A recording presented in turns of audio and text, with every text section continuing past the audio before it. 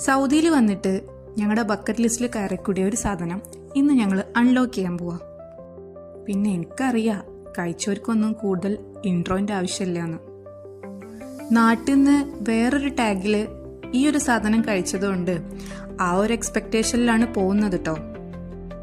Sweet ലവേഴ്സിന് ഒരുപാട് confusion ആക്കുന്ന അവരുടെ മെനുന്ന് ഒരുപാട് ടൈം എടുത്ത് ഞങ്ങൾ 2 സാധനം സെലക്ട് ചെയ്തു. ഒന്ന് അവരുടെ സ്ഥിരം പിസ്താഷ്യോ കുനാഫ കോംബോയും പിന്നെ അവരുടെ ഈ കാണുന്ന മാംഗോ പുഡിങ്ങും.